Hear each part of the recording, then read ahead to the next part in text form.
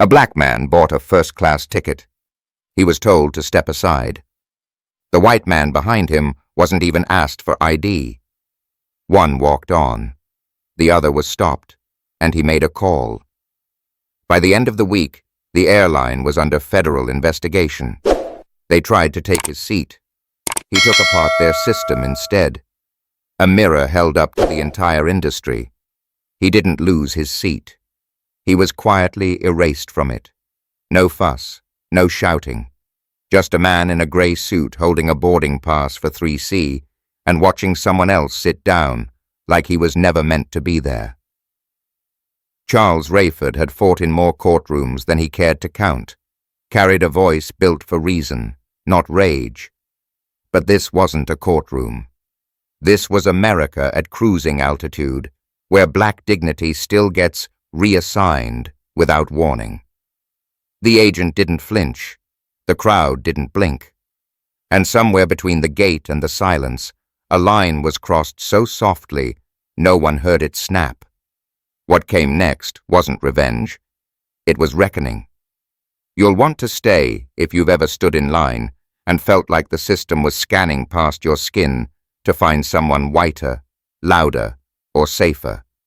What this man did with one phone call didn't just reclaim a seat. It reopened a nation's wound. He didn't lose his seat. He was never meant to keep it. That's the truth nobody said out loud, but everyone in the terminal felt. You could hear it in the way the gate agent's voice dropped half a tone when she saw him. You could see how her fingers hovered just a second too long over the keyboard, waiting for a reason to make him stay. Charles Rayford wasn't late. He wasn't loud. He wasn't unprepared. But he was visible in a way that made people uncomfortable. He stood in a clean grey suit, a briefcase in hand, and a boarding pass in his jacket pocket. Seat 3C, first class. Not upgraded, paid in full. Behind him, a man in a hoodie and sneakers walked through with nothing but a nod and a carry-on. No one stopped him. No one even looked twice. But Charles? He was asked for ID, then asked again, then told with a calm, rehearsed smile. There's been a change. There always is. The line behind him moved. The crowd shifted forward. Time didn't stop. But something in him did. Because this wasn't new, this wasn't shocking. It was familiar. The kind of moment that leaves no bruise, but leaves something worse, an erosion, a quiet unraveling of belonging. He had known this before.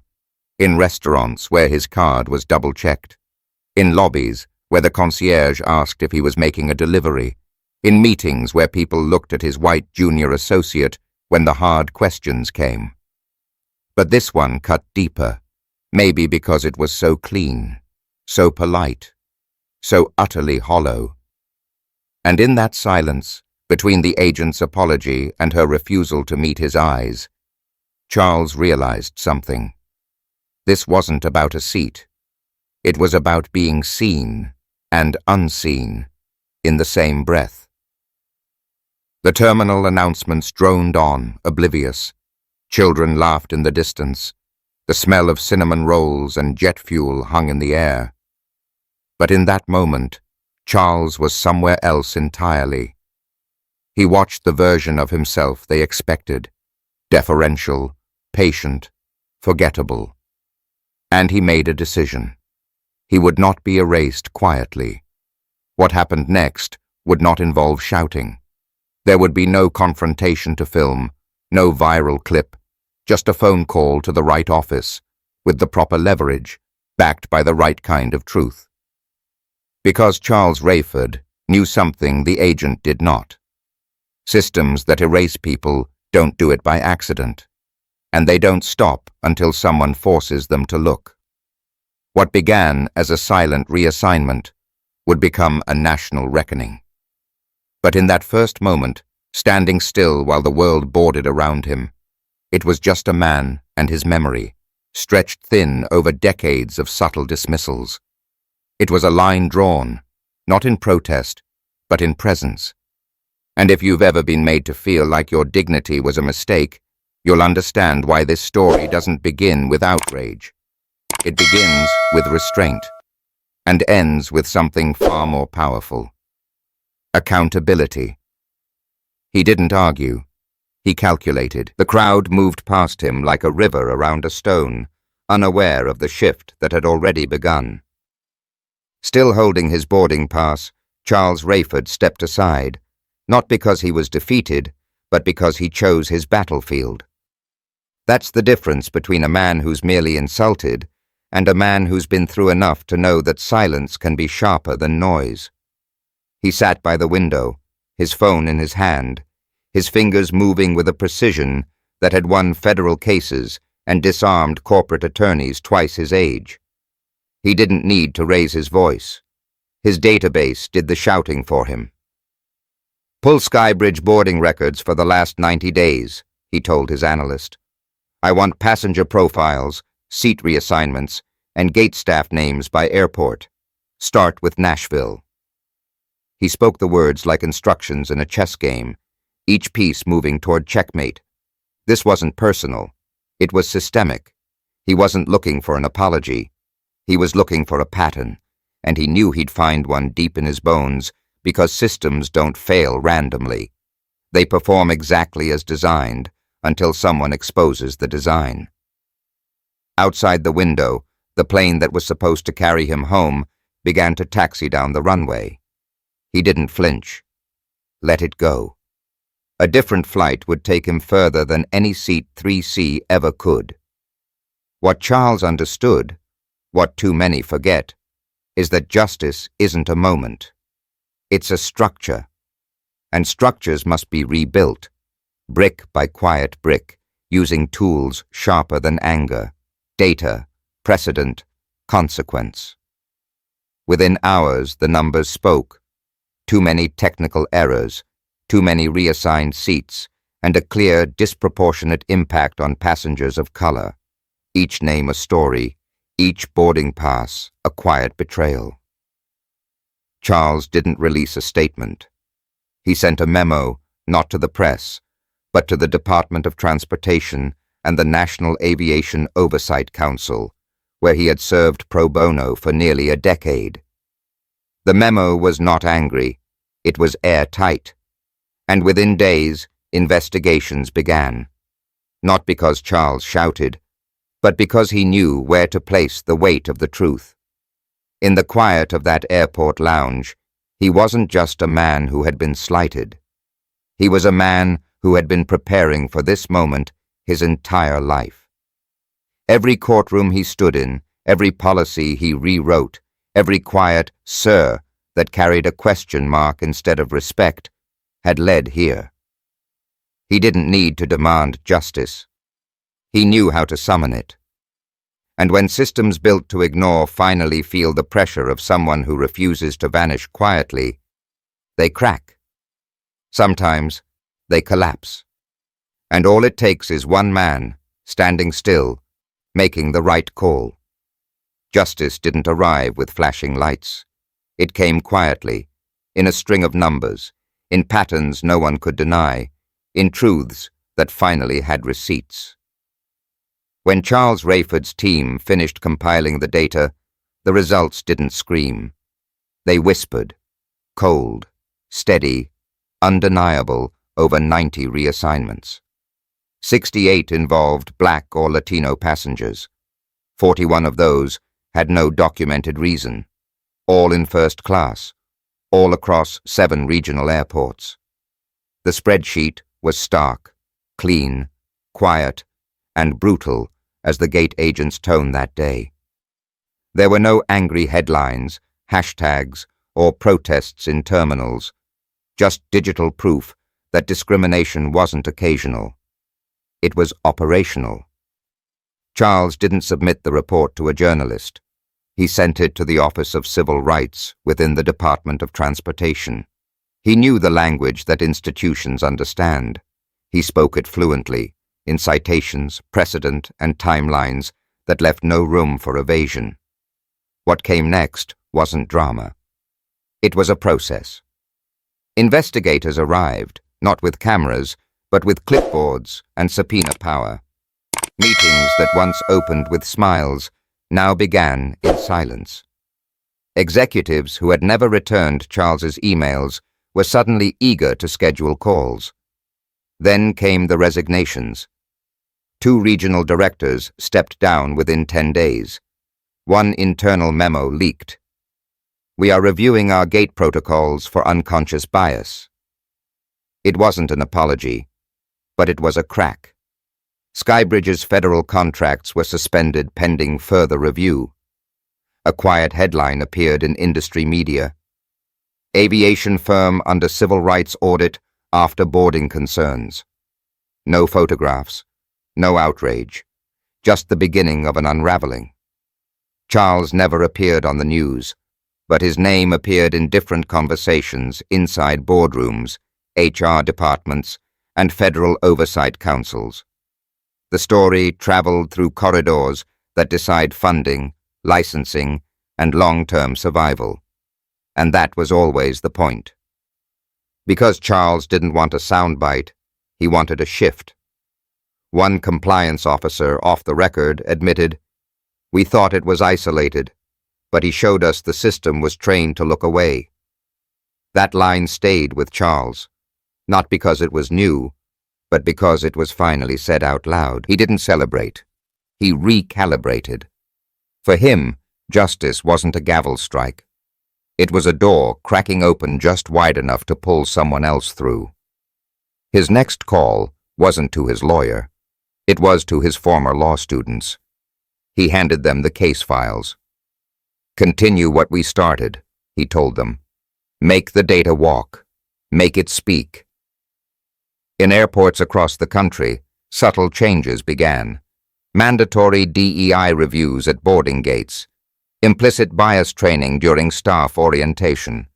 Not perfect, not publicized, but planted. And the airline? They still fly. They don't fly blind anymore. Because one man, denied a seat, decided to aim not at the agent, but at the entire altitude of assumption that let it happen. And that's how empires of quiet harm begin to fall.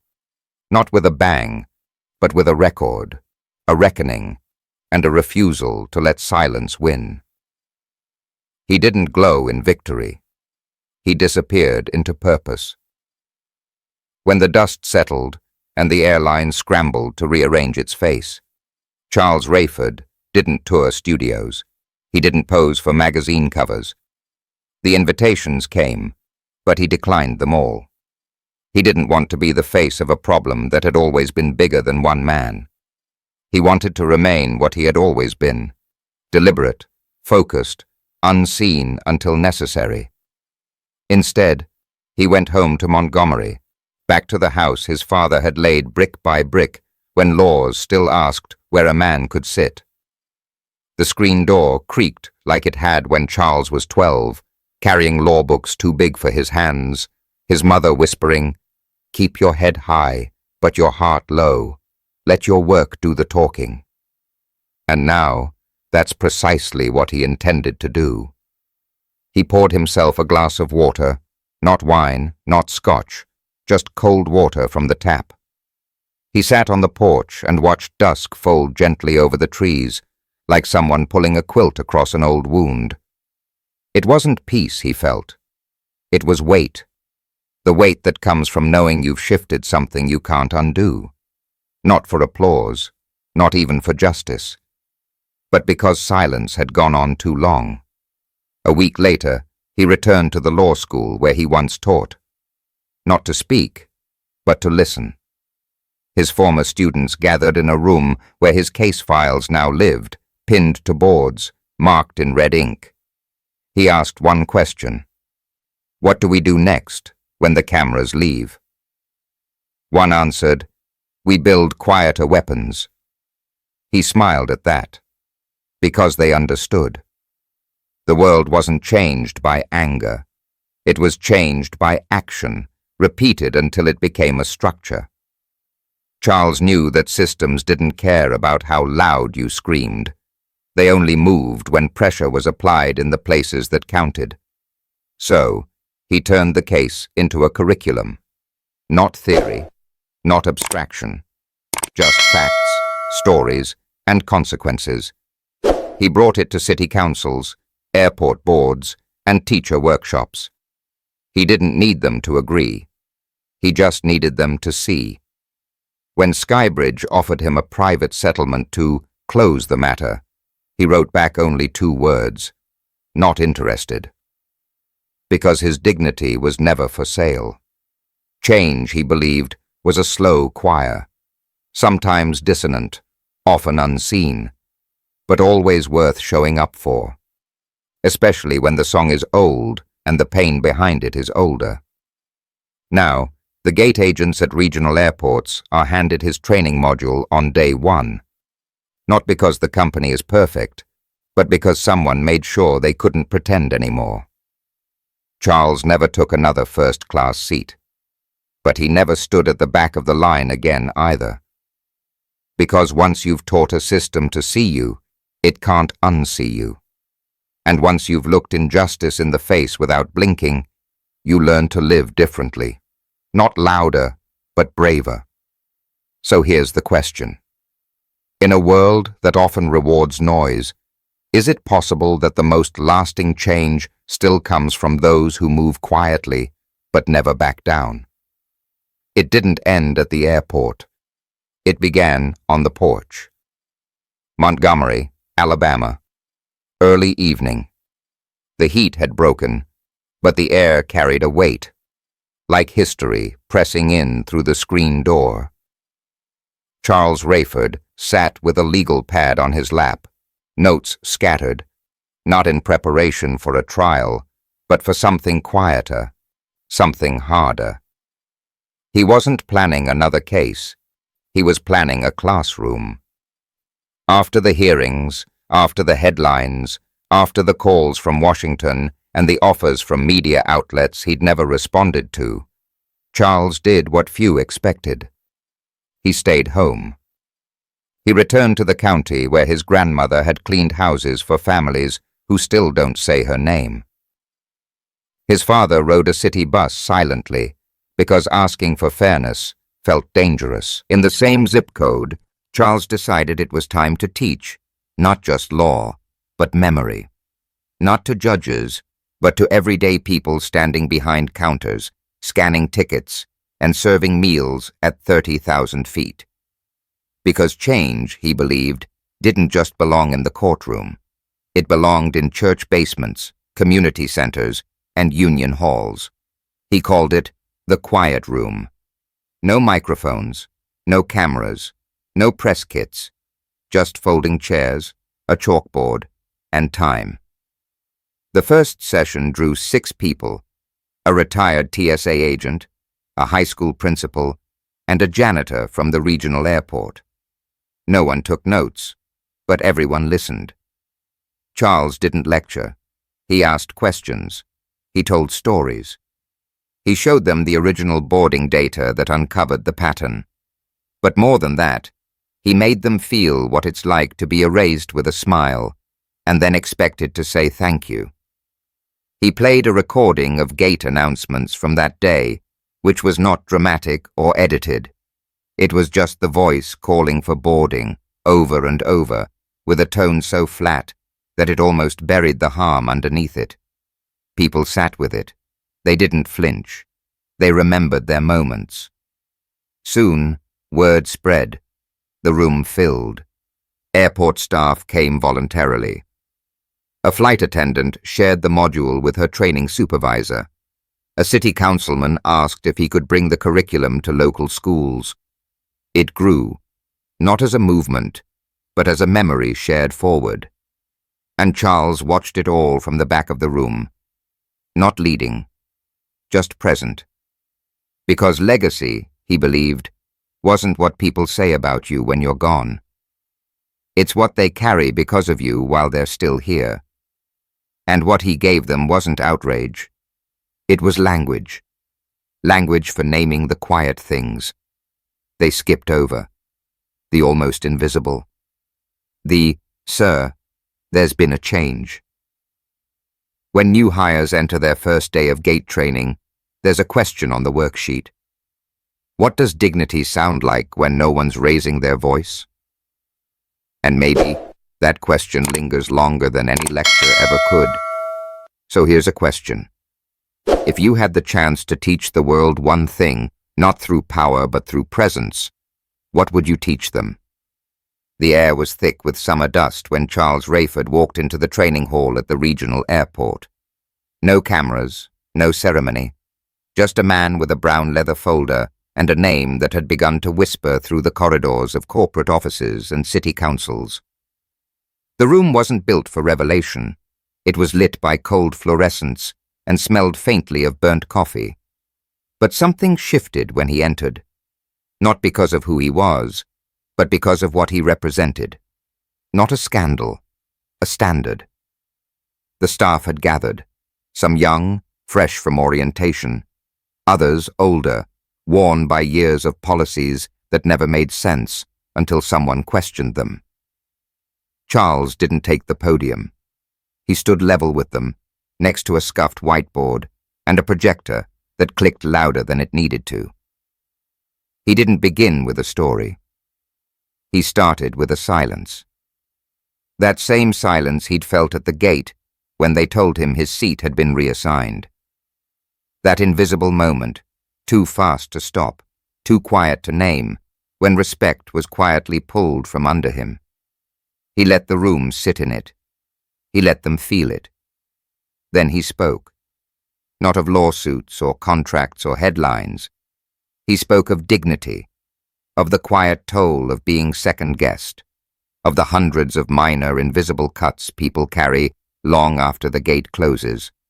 And he asked, not with blame, but with care, what it might look like if we paid attention differently. The staff didn't shift in their seats. They leaned in because they had their own stories.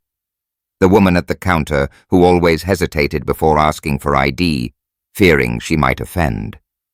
The man who had watched a mother break down at baggage claim because someone treated her like she didn't belong. The supervisor who once apologized for something he didn't understand, but knew had gone wrong. Charles didn't offer rules. He offered a reflection. He walked them through the boarding data, not to shame them, but to show the pattern. A pattern that had existed long before any of them were hired. A pattern they hadn't created, but had the power to stop repeating.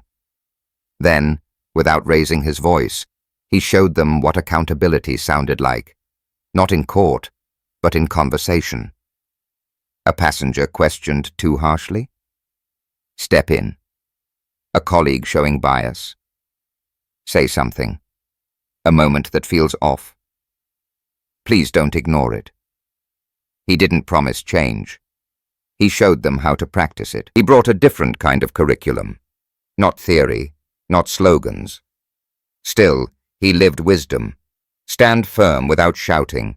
Call something unjust without making someone your enemy. And take the system apart without destroying yourself. He taught janitors, baristas, part-time airport staff, retired teachers, and single mothers. Not in lecture form, but in conversation. Not by outlining laws, but by helping them find language for their lives. Dignity, he told them, was not something you asked for. You held it, especially when others tried to take it from you.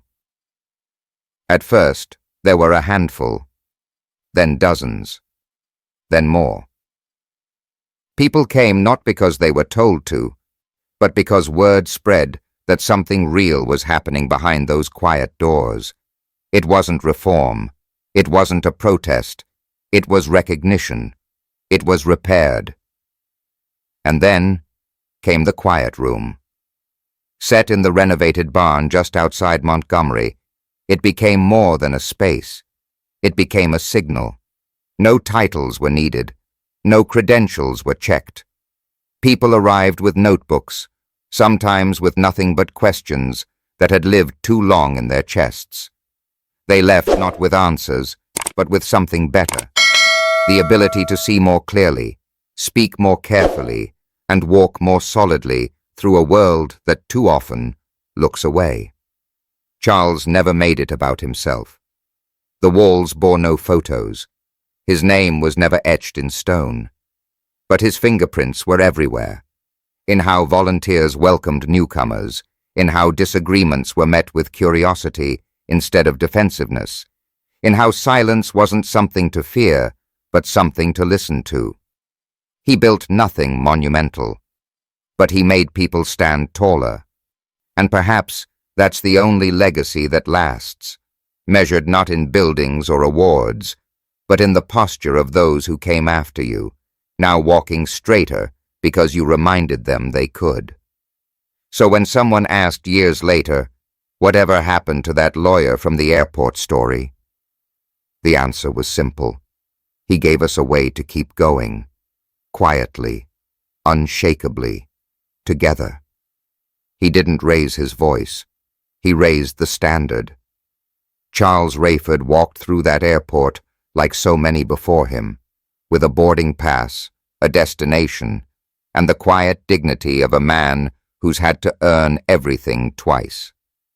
But what they didn't see that day wasn't just a man being turned away. They saw what they were used to seeing. Someone expected to step back, comply, and disappear. And he didn't. He stayed, not to argue, not to plead, but to let the weight of being right speak louder than the volume of being wronged. And in doing so, he left something behind.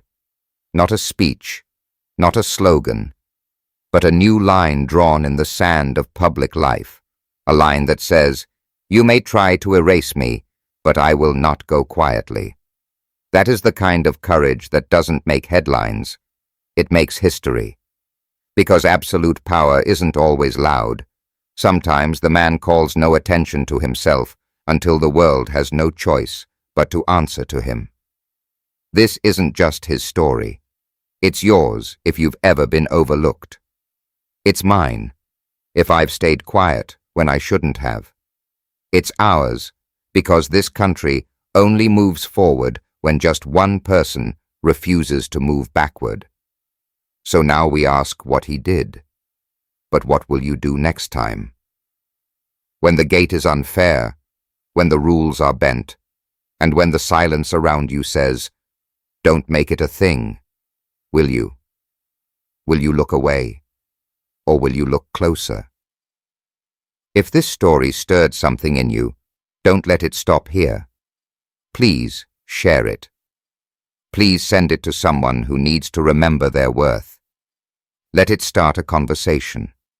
Let it change how you stand, how you speak, and how you see others. And if you haven't yet, subscribe to this channel, not for us, but for the stories still waiting to be told. Stories that matter. Stories like yours. Thank you for listening. Not just hearing, but really, truly listening. We'll see you in the next one.